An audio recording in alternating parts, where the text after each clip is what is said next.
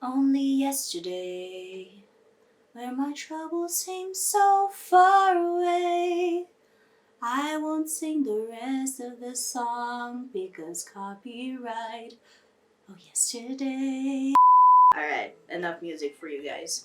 So, I really love this movie. Like, it's my ninth pick for a reason.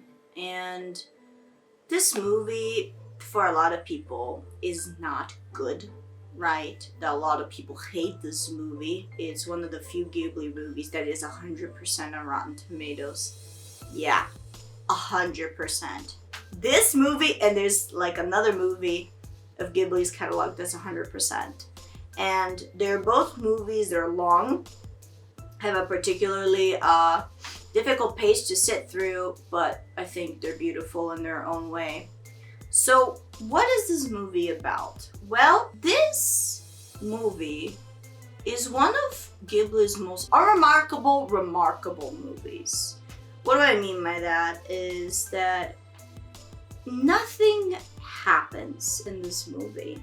Nothing special or magical or crazy or creative. This movie is the story of a woman who was born and was a child in the 60s era and grew up in that post-war Japan era, and she grew up on the countryside, and that's the story of her life. It's the story of a woman that goes back home and relives the memories of her childhood. So the movie is about how our childhoods shape who we are today. That's it. This is a simple story about childhood and looking back on the past and looking how our past shaped us for who we are today. For a lot of people, that kind of story is boring as heck.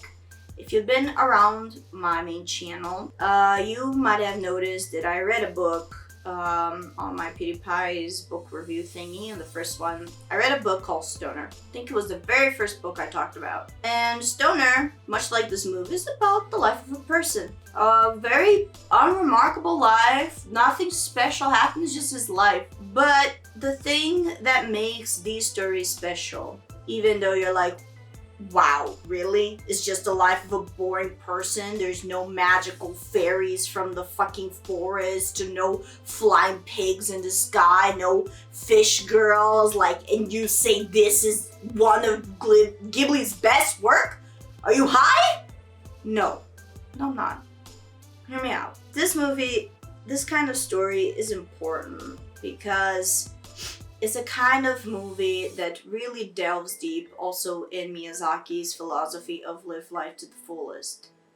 Life does not have to be remarkable for it to be wonderful. And for people like me who does YouTube, who wants to write books and do VA and be an artist and, dreams of being something better with herself, with her life, dreams of making a difference. It's a hard thing to remember sometimes, but that's the truth. The truth is that your life doesn't have to be fantastic or remarkable for it to be worth living. The main character in this was a very happy child, and she is a very happy adult. And nothing special happened in her life. She went through struggles. I mean, you can argue that in comparison to other children, she was pretty lucky. She was very pampered. But that doesn't mean that she didn't suffer. She didn't go through struggles in her life. That she did go through a lot of hardships, a lot of things. Like, she had dreams, for example. She wanted... I'll just say this, so I won't spoil it, but she did have a dream, and her parents did not approve of that, so she never was allowed to chase that dream. That was really hard on her. But this movie is just filled with very simple moments of a girl, eating a pineapple for the very first time in her life. Some of you might know fruit is extremely expensive in Japan. They're all honestly very commonly considered gifts. Like, if you give somebody a melon, it's like a wonderful gift because fruits are just not that common there.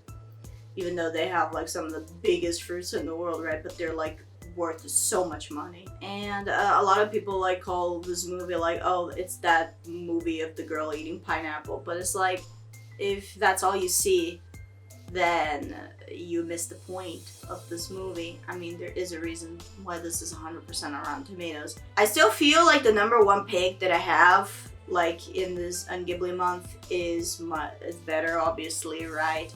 And this is not like my number two pick, but my point, I guess, is that it is top 10. So, like, to me, this is the best that Ghibli has to offer, and this movie is underrated, it's underappreciated, and it's good for that reason that I just explained.